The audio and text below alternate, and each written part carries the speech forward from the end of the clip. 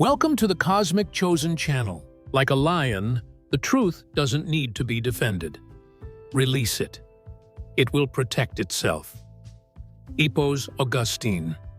And guess what, chosen ones? Just now, the lion escaped its prison. They labeled you crazy for years, illusional, the antagonist in an unwritten story. Here's a crazy little fact, though. 75% of false allegations in modern history were upheld because influential individuals were too ashamed or afraid to acknowledge the truth, not because there wasn't enough evidence. And now for the unexpected turn of events. A senior whistleblower just blew the whole thing apart. Proof? Oh, it's more than simply proof. It includes secret recordings, receipts, transcripts, and most likely a few spicily flavored screenshots. The truth is now suffocating the same people who buried your name. And listen, Karma would be enjoying popcorn in the front row while she watched this mess play out if she were a person. So fasten your seatbelts, because what's about to happen is a spiritual condemnation more than merely a plot surprise. Don't worry, you're not the bad guy. You are the evidence that the truth has its own appetite, even when everyone else is against you. And it's hungry tonight. Let's begin. First, the truth was always known by the system. It simply bided its time to turn it into a weapon. They didn't simply discover your innocence. They knew all along, let's face it. There was always evidence. It was never misplaced in an old, dusty filing room. Furthermore, it was by no means a startling revelation that occurred to come to light. People who decided that it was safer for them if you remained guilty buried it there, sitting in plain sight. The problem was never the truth. The issue was what, if the truth ever came out, it would reveal about them. And you were simply the most convenient person to blame. The premeditated nature of this type of stuff is what folks don't realize. Nobody like you is unintentionally destroyed by the system, be it so-called friends, the workplace, family, or institutions. It's deliberate. They deliberately choose their target. Someone unique, someone powerful in ways they cannot explain, and someone they are powerless over. And the slander campaign begins as soon as they discover that you don't follow their guidelines. The lies start to overpower the truth. It's safer to watch you drown than to be spotted attempting to pull you out. So those who know better, keep quiet. It gets very twisted here, though, because they didn't just want you gone. They wanted you broken, because chosen ones like you pose a threat to the foundation upon which these cowards have built their security. People who have based their entire life on deception and manipulation find it hard just to be around you. Therefore, they realized that revealing the truth about your innocence would reveal everything. It was a loaded weapon, not some lost treasure. Thus, it was buried. Now that this whistleblower has come forward, it's not that the truth is novel. Rather, it's that the timing is right for someone influential enough to take notice. It operates that way. Only when the truth advances a larger goal, or when those who are concealing it begin to fear its reemergence, does it gain value. They are afraid now, not only because you are innocent, but also because you lived long enough for the world to witness it.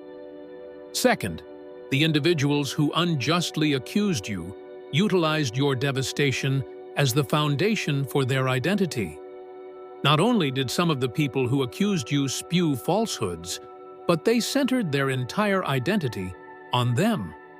For them, your alleged failure served as more than simply rumor. It was the cornerstone upon which they built their self-esteem. In actuality, many people find it impossible to tolerate being around someone who makes them realize how little they've been living. And when your natural light, your inexplicable fortitude, and your capacity to see through the bullshit enter the room, it terrifies a chosen one. not because you're harming them, but because your mere presence reveals all they've been hiding. What did they do then? They made you the antagonist. They invented circumstances, exaggerated things, omitted specifics, and twisted stories. The nasty thing is that they didn't need to look in the mirror as long as you were the issue. Thus, they needed you to be guilty. It's simpler to portray you as unstable, violent, self-centered, or nasty than to acknowledge that your presence made them feel intimidated and ashamed of their own image. Because of this, you will witness some of these individuals going insane now that the truth is out. Their entire feeling of value was based on the idea that you were inferior to them. They weren't merely chatting away behind your back. And now their house of cards is falling apart because there is indisputable proof that you were innocent all along. They are in a panic, not only because they are being exposed, but also because they have nothing to defend themselves against in the absence of that story about you. People rarely tell you this about betrayal.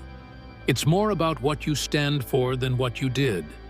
You provide as evidence that one may endure suffering and emerge unscathed, that one can be deceived and despised, and yet maintain composure. And weak people are trying to bring you down when you have that type of strength. The problem is that lies don't hold up over time. Their time is now over. The third point is that the whistleblower waited for their own atonement for years. To be clear, this whistleblower did not simply wake up one morning, have a conscience, and choose to act morally.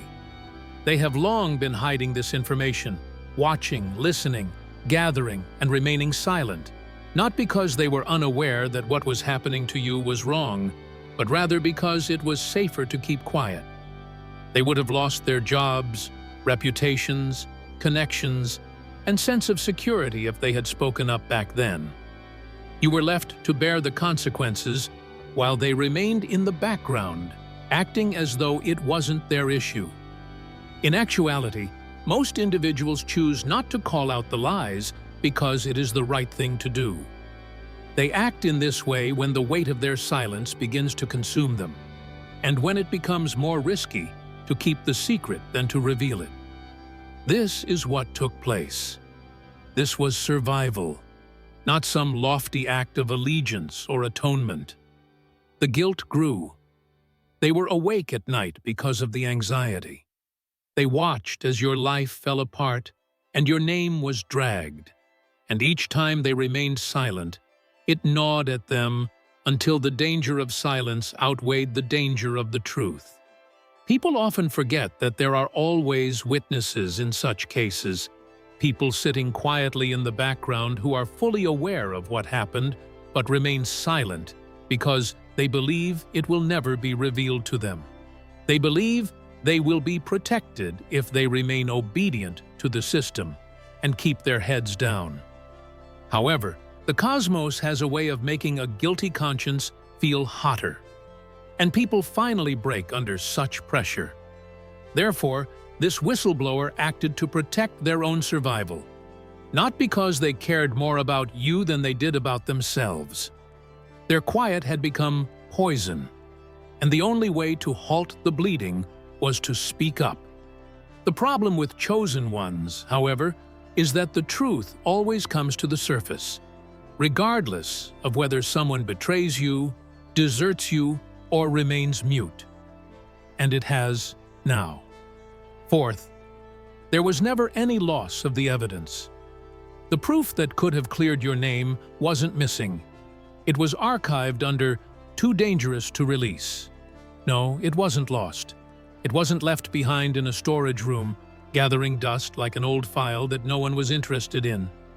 No, it was purposefully stored, labeled, marked, and classified under "too dangerous to release." The reason for this is straightforward. It wasn't about you. Rather, it was about the person who the evidence would implicate if it were ever made public. Because when you're a chosen one, Your failure typically acts as a cover-up for the sins of others. Legal systems, businesses, family units, and religious communities are examples of institutions that exist to protect themselves, not to protect the defenseless.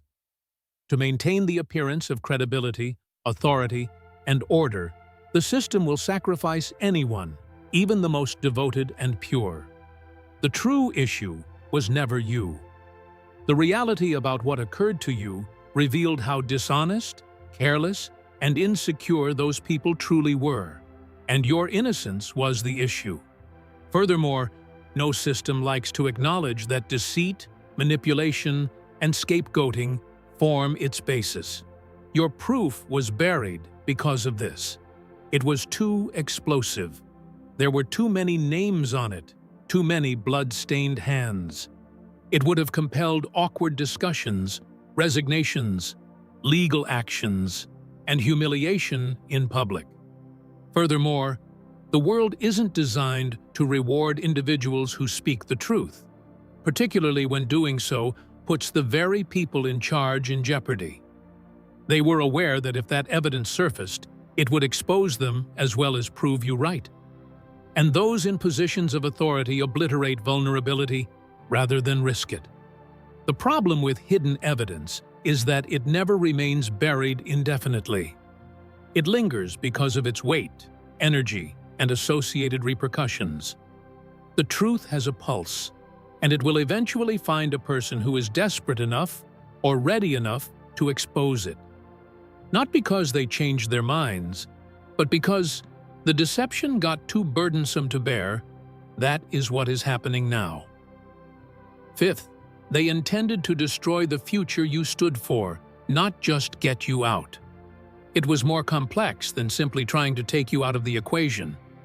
What you stood for, they sought to destroy. Neither your error nor your clear threat were the reasons you were punished. People who spent years creating systems to prevent people like you from rising were terrified by the energy, potential, and power that your very existence contained, which is why you were punished. The chosen ones came for you in the manner that they did, because you pose a threat to the entire future, not just the present. You see, unseen hierarchies form the foundation of some individuals, groups, and entire systems. Regarding who gets to be heard, who gets to lead, and who stays at the bottom, there is an unwritten agreement. Those systems become uneasy when a chosen one appears, someone with insight without degrees, influence without following the rules, and knowledge beyond their years. Not because they are breaching the law, but rather because they are breaking the customs of silence, submission, and remaining tiny. They're afraid of that. Therefore, their goal was not just to punish you, but also to destroy your future by denying you access to resources, discrediting your voice, isolating you from allies, and draining your spiritual reserves so you wouldn't have the stamina to continue fighting. It was spiritual warfare, masquerading as consequences. It was never about justice.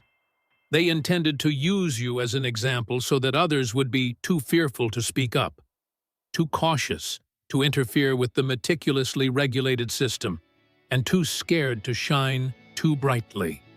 However, they never take into account the fact that those who are chosen are not constructed like the others. There is something ingrained in your spirit that will not remain buried, even when you are struck down. It's not simply your name being cleared now that the truth has come to light. It's the resuscitation of a future they attempted to destroy. You still have that future. Sixth, the true struggle was never about innocence or guilt, but rather about control.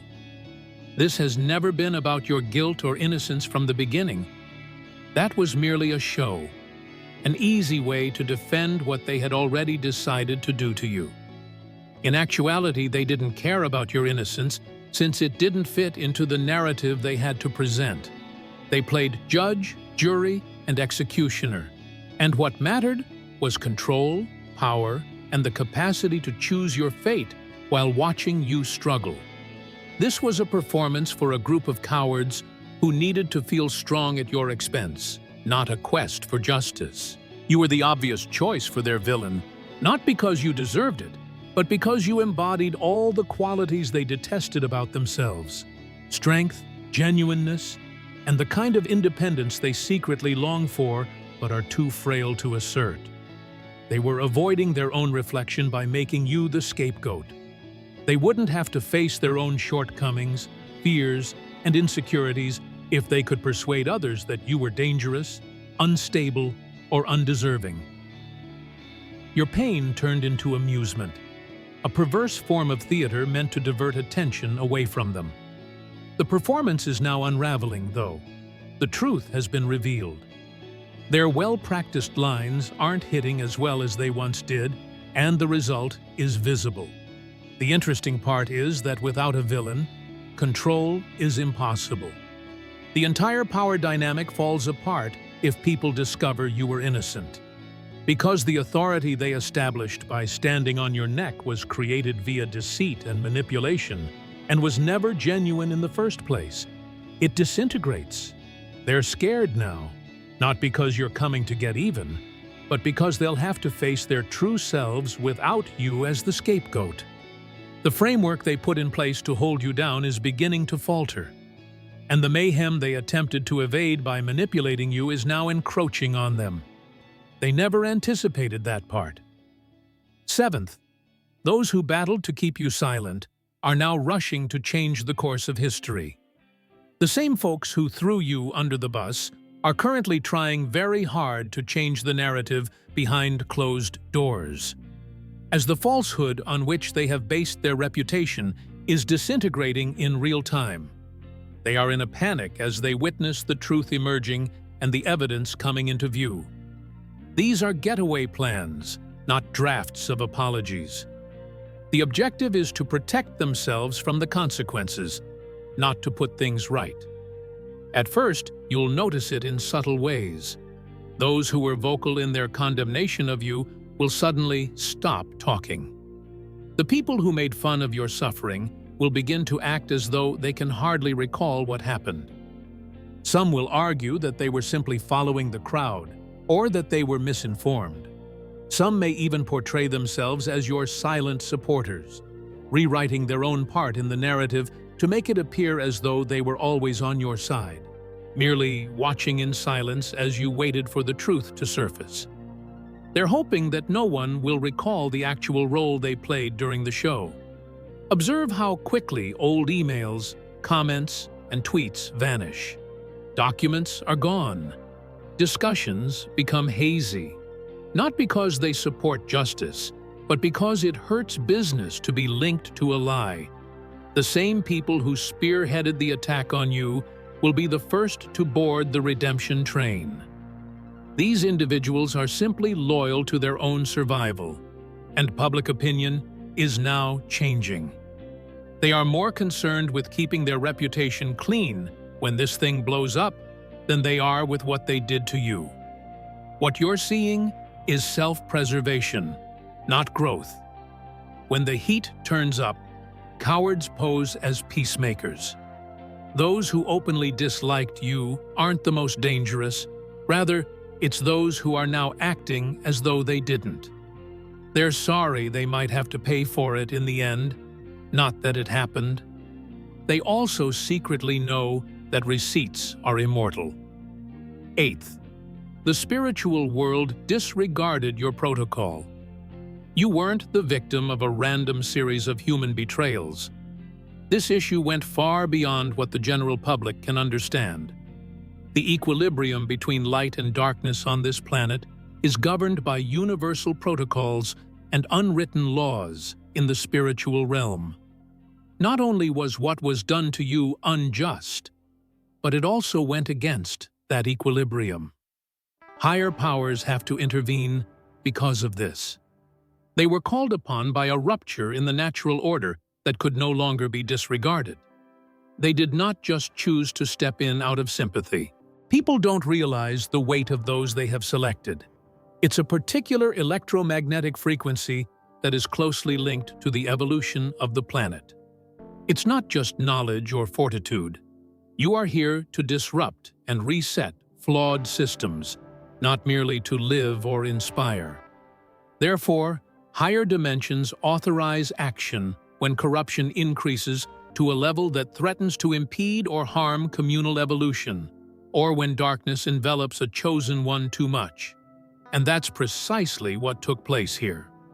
When what was occurring to you had reached a point where ignoring it became dangerous for more than just your life, the whistleblower was not acting independently. Rather, they were a vessel, a tool placed by the spiritual realm. The corruption that was directed at you was a component of a more widespread energetic disease that affected everything it came into contact with. And those that are selected serve as both warning signs and remedies for that illness. They made a concerted effort to keep you quiet, since the system breaks down when you get up. The spiritual world doesn't just step in. Since Earth is a world of free will, they allow individuals to play their games for a time. However, there is a limit. Cosmic law intervenes and shifts the pieces when corruption begins to endanger timelines, and when too much light is being extinguished to uphold lies. That's why everything are falling apart right now. The truth wasn't just revealed. It was called forth, not to exact revenge, but to rebalance things, and it had to begin with you. Number 9. The majority of people failed the collective consciousness test that your suffering was meant to test. Your pain wasn't a singular incident. Rather, it was a test of the collective consciousness rather than your own power. The cosmos put you into the flames to reveal the profound problems with humanity's conception of justice, not as a kind of retribution.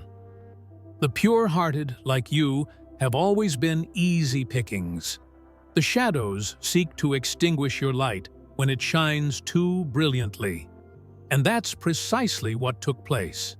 This was a cosmic test of humanity's reaction to truth, integrity, and innocence under attack. And it wasn't just about you getting injured. Sadly, the majority of people failed it. A huge number of people were watching you. There were some who remained silent. There were some who joined the accusatory chorus. The fact that the majority of these individuals chose sides based on convenience rather than facts is even more upsetting to acknowledge.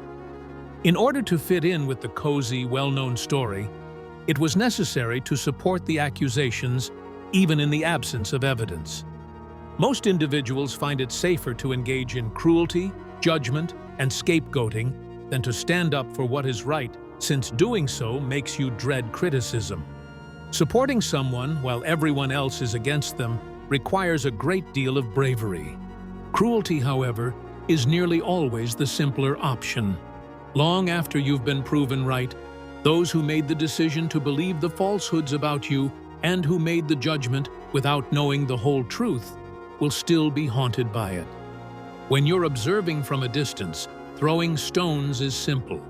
However, those same people will have to live with the reality that they chose to support injustice when they had the opportunity to be courageous once the truth is out and your name is cleansed. The shame of being a part of a cycle that attempted to destroy the very soul they were supposed to protect will remain with them forever. The test was about mankind and how it responds to the conflict between convenience and truth, not about you. The decisions made by others around you were reflected in you. Those who failed the test will now have to face the repercussions of their own cowardice as the truth comes to light. Number 10. You turned into an example of how people deceive their own prophets. The tragic yet predictable pattern that has been playing out for generations was what happened to you. It was nothing new. Those who are chosen, endowed with leadership skills, wisdom, and insight, are nearly always deceived. Examples of prophets, visionaries, and disruptors who were either discredited, exiled, or crucified by the same society that would eventually declare them saints abound in history. It's a recurring cycle because people have a strange tendency to ignore individuals who bring light and mistake truth for harm. However, your situation is unique because the receipts were kept this time. This time, the evidence was recorded, preserved, and prepared for discovery rather than disappearing into thin air. Like it has done to every other soul who dared to oppose convenience, tradition, and control, the system attempted to eradicate you. They made up stories, disparaged your reputation, and attempted to portray you as someone you weren't. The problem is that nothing is ever truly concealed in this digital age. The very instruments they employed to keep you quiet turned out to be the instruments that revealed the truth. It was a resurrection, not simply a legal win, when the evidence eventually came to light. The world was forced to face the truth they attempted to hide, as what they had intended to hide in the shadows was exposed. This wasn't just about establishing your legal innocence. It was also about the world realizing how terribly faulty our treatment of our visionaries and chosen ones has been. You turned into a case study of how readily people turn on those who are most in need of them. The irony is that those same systems who attempted to bring you down will be forced to watch you rise again now that the truth is out. The universe, like the digital era, never forgets. Number 11. The whistleblower put their life in danger because silence was killing them, not because they were in love. It wasn't some intense, unselfish love for you that made the whistleblower risk everything. To be clear, this was not a charitable gesture. They were attempting to save you, so it wasn't this wonderful, heroic gesture. It was far more intimate than that, though. Their quiet had turned into a poison that was slowly destroying their souls, a kind of spiritual cancer. They were aware that if they remained silent and allowed the truth to fester within them, it would not only ruin you, but also them. They could no longer afford to remain silent because of the weight of the injustice, the lies, and the corruption they were clinging to. It was about surviving, not about doing what was good for you. When you are forced to live with a falsehood so large that it festers inside of you, altering you and robbing you of everything genuine, the pressure of bearing the truth without letting it out eventually becomes intolerable. The whistleblower believed that remaining silent would ultimately lead to their own demise. Under the weight of their own involvement, they were suffocating and spiritually deteriorating. Eventually, instincts for survival took over. More important than anything else was the desire to protect their own integrity and rescue their own soul. Simply because they were afraid of the repercussions of speaking up, they could no longer watch the world burn. In reality, it was their desperate need to breathe again that gave the impression of moral courage. Because it was about them saving themselves, not about you or saving the planet. They were really being killed from the inside out by the weight of the truth. They spoke because remaining silent would have ultimately ruined them, not because they wanted to be heroes. At its most basic level, survival is simply the body and soul struggling to survive, even though it might occasionally appear to be bravery. Trying to save themselves, one truth at a time, was just what the whistleblower was doing. Number 12. The people who betrayed you did so out of fear that you might live long enough to prove yourself correct. The betrayers were scared of one thing, your survival, rather than the revelation of the truth. They wagered that you would disintegrate, crumble under the strain, and fade into obscurity. They believed that if they applied enough pressure, you would break down and vanish, leaving the falsehood they had created uncontested. You're still standing, breathing, and refusing to break, nevertheless. And you break their meticulously crafted story with each breath you take. The betrayers are more afraid that you will live long enough to be proven correct than that they will be held accountable for their misdeeds. They are constantly reminded of the injustice they upheld and the lies they told by your perseverance and refusal to be destroyed. Everything they have fought so hard to achieve is in direct opposition to you. Every time you rise, their story of your guilt, their image of you as flawed and undeserving, is being shattered. They had a strong belief that they could bury you and the truth with it. You're still here, though, and that, in and of itself, is a quiet but forceful denunciation of all they have attempted to convince people of. The collapse of their entire worldview is the source of their terror, not merely exposure. Everything they believe to be true about you, and hence about themselves, is false if you live and continue. You stand for the idea that occasionally innocent people live long enough to see their truth come to light, rather than dying with their stories. The betrayers are unable to cope with it, since it not only disproves their theories, but also breaks their sense of control, reveals their frailties, and has them confront the fallout from the delusion they have been holding to. They are genuinely terrified because every day you live invalidates everything they have worked so hard to build. Number 13. They documented how a selected one breaks, and you never did. They studied you like a lab rat. They researched you as if you were an experiment, not just someone they wanted to target. Not only are there legal files on you, but there are also files full of calculating, icy observations. Meetings were conducted, emails were exchanged, and tactics were developed to track your breakdown and estimate the time it would take for you to break. They foresaw your downfall, that you would give up, that you would destroy yourself, or worse, that you would finally fit their story. As though you were merely a participant in a continuous experiment to see how long a selected individual might endure under duress, they recorded the entire process, treating your pain like data and examining every action and response. Your resilience was something they failed to anticipate or take into consideration. Each day you stayed whole. For them, every day you stuck to your truth was a catastrophe. For them, witnessing it was not only awkward, but disastrous.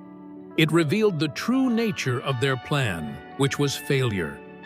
You were meant to shatter. They crafted a story about a damaged soul who couldn't cope with the pressure, and you were meant to fit that description. However, you refused to back down. You didn't fold. You remained intact. You refused to become what they desired you to be because of their harshness, and you exposed their biggest error in the process. Not only does the evidence of your innocence support you, it also provides clear and indisputable evidence of their failure. All the money they spent in an attempt to ruin you. The amount of time they spent keeping an eye on your breakdown. In the end, you're still standing, unbroken, and here. The pieces of you that remain intact contain the reality that they attempted to conceal, and they are powerless to change the truth. Your survival is a public failure for them, not simply a personal one, regardless of how many emails or data they have on you. Number 14. The purpose of this was to reveal the flaws in the system, not to cleanse your name. Clearing your name was never the goal here. Not at all. Your innocence had to be established. And it will be. But that's only the beginning. The true tale is found below, in the disintegration of a system that was always based on deceit, control, and manipulation. The fundamental underpinnings of the empire that attempted to bury you are being shaken by something much larger than your vindication. The truth about you was about exposing a whole system of deceit and corruption that had been operating uncontrolled for far too long, not just about your personal liberation. You were supposed to be the one to expose the corruption at the core of everything, not merely get by. The chosen ones become lights that shine not only for themselves but also for others, revealing the shadowy areas where injustice and concealment allow power to flourish. They reveal what was before obscured by darkness. Your life, your tenacity, was never merely a test of your own fortitude. It was a spark that would set off the unraveling of a far larger falsehood. The authorities were afraid of what would happen if you didn't break, not only of your demise. The world is now witnessing the fractures in the once invincible empire as the pieces come apart. What they believe to be a well-maintained machine is rapidly turning into a framework that can no longer support itself when you carry the truth. The system that attempted to destroy you is being revealed for what it really is. A flimsy web of lies that depended on your quiet. This is happening with every moment you remain unbroken and with every revelation that pours into the light. And now there is no more silence. You are the key that opens everything. The witness. It was always about tearing down the system that had been allowed to flourish unchecked, not about your name. The truth is now more loud than ever as the empire of falsehoods collapses around you. Ultimately, your narrative is about something much more profound, a fundamental change in the foundation of what we take for granted in terms of justice, power, and truth, than simply surviving an unfair system or establishing your innocence. It is now indisputable what they wished to conceal and what they attempted to bury. You were the one who exposed a dysfunctional system, not merely one of its victims. One basic fact has been overlooked by the forces who worked against you. Once the truth is awakened, it never dies. It spreads like wildfire and is currently tearing through the halls of power, permanently altering everything in its path. Your survival serves as a declaration that the light you carry cannot be extinguished by any amount of deceit or trickery. You're not simply disproving them. You're exposing the darkness they've been concealing for so long. With each day you stand, and each second you don't break. You are the live example of how the truth will always prevail, regardless of how hard they try to control the story or how many falsehoods they tell. This is a win for all the voices who were silenced, not just for you. Your narrative has now become a part of a much bigger one that will echo through time and show the world what happens when the truth is finally allowed to be known. For all the people who suffered in silence while the powerful kept their secrets safe. Not only did the system fail you, but it also failed. And the weight of its own lies is now causing it to collapse.